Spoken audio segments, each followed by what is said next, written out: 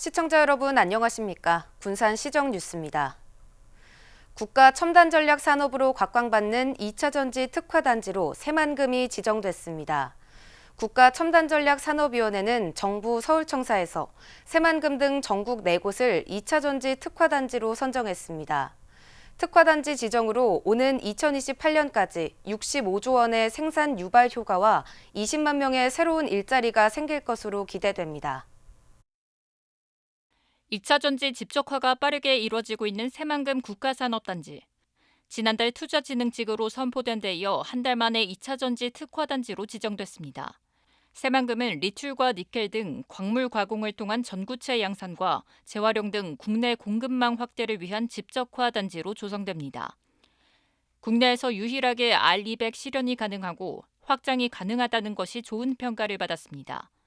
무엇보다 최근 3년 동안 2차 전지 23개 기업이 7조 원을 투자하겠다고 약속하면서 2차 전지 생산의 최적지로 떠오른 점이 강점으로 꼽혔습니다. 10만 평 이상의 단일 부지 제공과 확장 가능성, 그리고 풍부한 전력과 용수, 투자진흥지구 지정 등 탄소 중립시대에 대비한 R200 실현이 가능한 국내 유일의 장소라는 것이 주요했다고 볼 수 있습니다. 앞으로 이곳에 입주하는 기업은 단일 부지 제공이 가능하고 용적률 확대와 법인세, 소득세를 최대 100% 감면받습니다. 또 신규 산단을 조성할 경우 국가 산단으로 신속하게 지정하고 연구개발 예산 반영과 예타 조사 대상 우선 선정 등 잇따라 지원할 방침입니다. 특화단지로 지정됨에 따라서 앞으로 기업의 세액 공제, 그리고 정부 R&D 예산 우선 반영, 예타 조사 대상 우선 선정 등 입지, 환경, 수도 전력 등 인허가, 신속 처리 의무화 추진 등 정부 차원의 전방위적 혜택이 주어집니다. 정부가 국가적 역량을 결집하겠다고 밝히면서 새만금이 세계 최고의 2차 전지 산업 중심지가 될 수 있는 기틀이 마련된 셈입니다. 군산시는 초격차 기술 개발과 국내외 대규모 자본 추가 유치 등 글로벌 2차 전지 공급 기지로 구축할 계획입니다.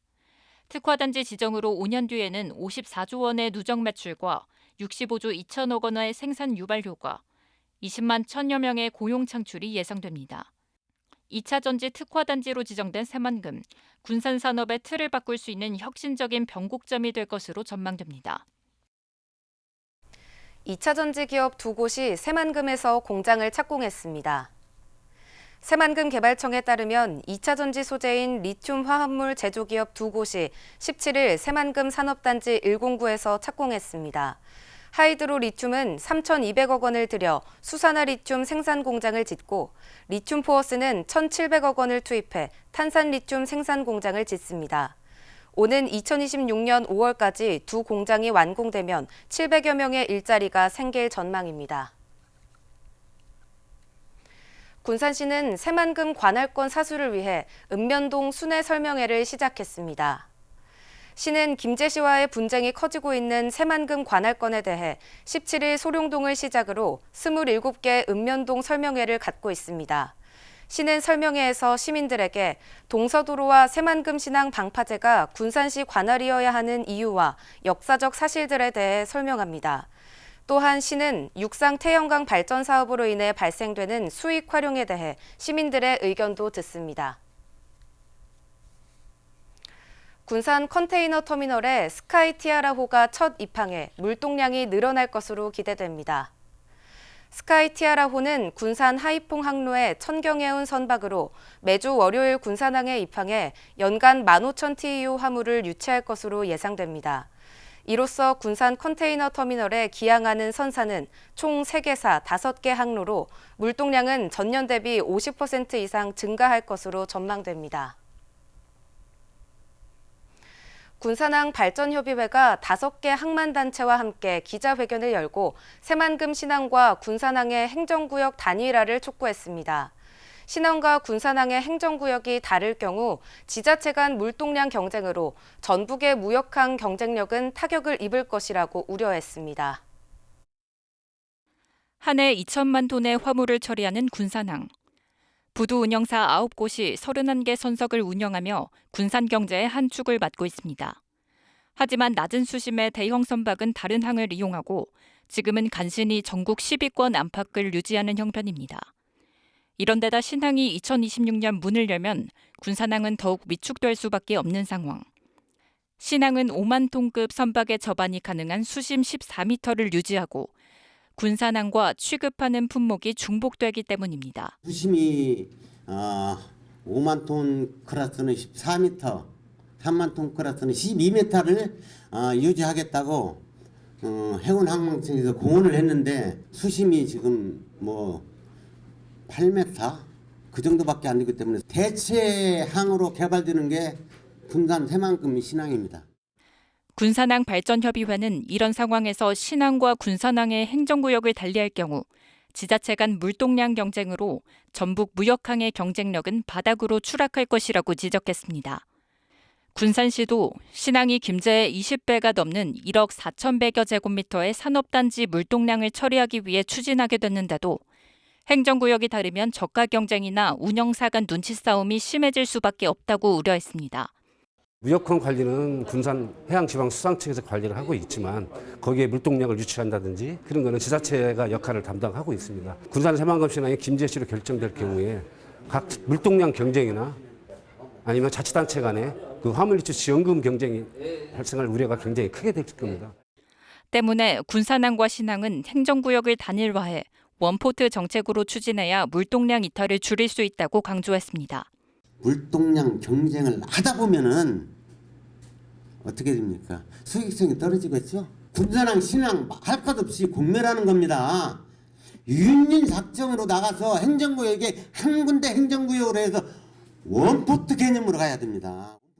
발전협의회는 신항 조성을 위해 군산어민 75%가 손해를 입고 해상 경계구역이 명확히 군산이라는 점도 강조했습니다. 3년 앞으로 다가온 신항 개항. 군산항과 신항의 균형 발전을 위한 행정구역 단일화가 과제가 되고 있습니다. 군산시는 전북 조선업 도약센터를 통해 조선업에 올 들어 687명의 취업을 지원해 목표의 137%를 달성했다고 밝혔습니다. 센터는 조선업 일자리 매칭데이, 취업 캠프, 직무 특강 등을 운영했으며 신규 취업자들에게 내일 채움 공제를 지원하고 있습니다. 또 21일 조선업 인식 개선의 날을 개최하고 9월 중에는 도 일자리 페스티벌에 참여하는 등 적극적인 조선업 취업 지원을 할 예정입니다.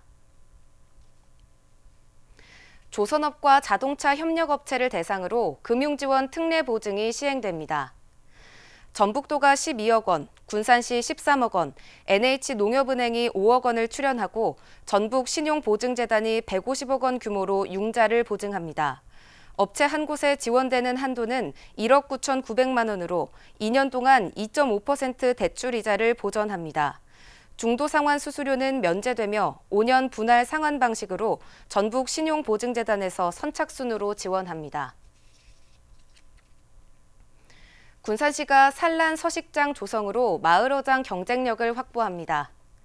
시는 야미도, 신시도, 선유도, 장자도 해역에 지난해 9억 원에 이어 올해 3억 원을 투입해 산란 서식장을 조성합니다. 선유도와 무녀도에는 폐류자원 생산을 위해 4억 8천만 원을 투입하고 주꾸미 산란장 조성에 4,500만 원을 투입하는 등 수산생물 서식 기반을 마련합니다. 군산 중소유통 공동 도매물류센터가 문을 열었습니다. 군산시는 전북 군산 슈퍼조합, 관련 단체 관계자들이 참석한 가운데 개장식을 진행했습니다.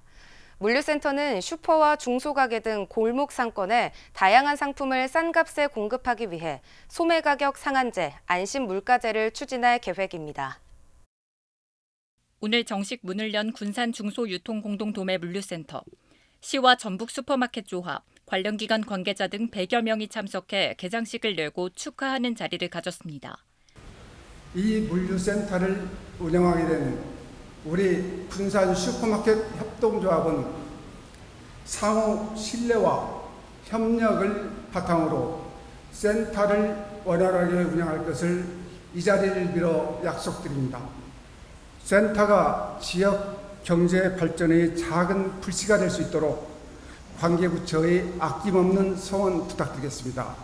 지난 5월 준공된 물류센터는 12,000제곱미터의 부지에 총면적 4,900여 제곱미터 규모로 상품 입고장, 창고, 지게차 등을 갖춰 운영합니다.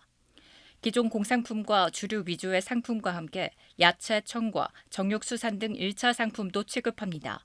특히 지역 소상공인을 대표하시는 분들도 이 자리에 또 함께 해주셨습니다. 잘 아시다시피 전에 우리 대형마트로 인해서 우리 골목상 또한 지역 소상공인들이 설 자리를 잃게 사실 됐습니다. 물류센터는 대형 슈퍼의 소비자들을 뺏기면서 경쟁력을 잃고 있는 골목 상권에 새바람을 일으킬 것으로 기대되고 있습니다. 골목 상인들은 공동구매를 통해 물류비를 절감해 시민들이 가까운 골목 슈퍼에서 싸고 다양한 상품을 구매할 수 있게 됐습니다.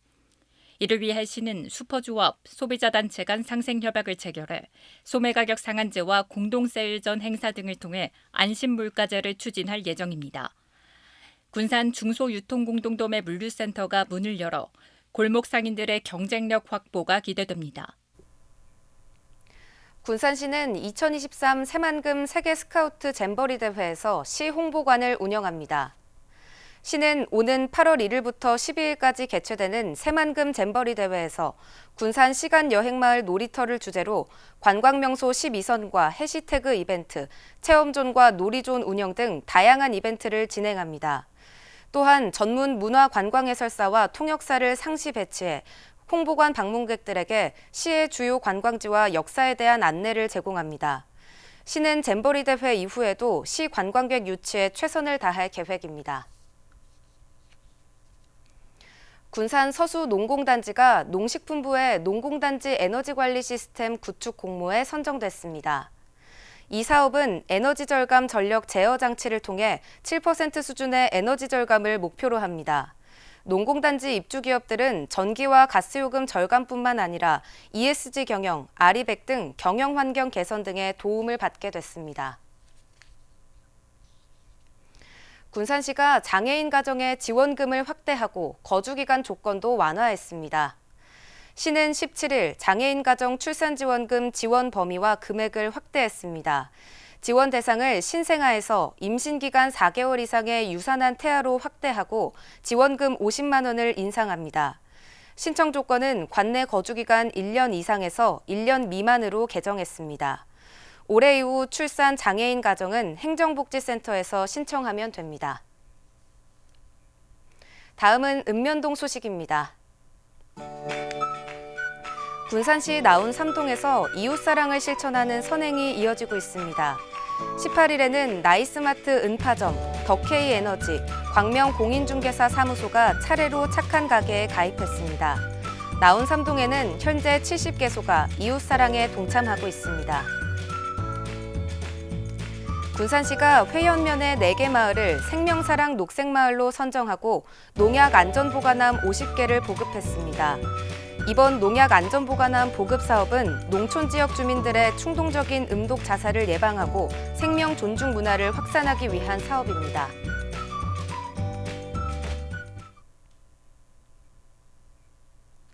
이것으로 군산 시정 뉴스를 마칩니다. 시청해주신 여러분 고맙습니다.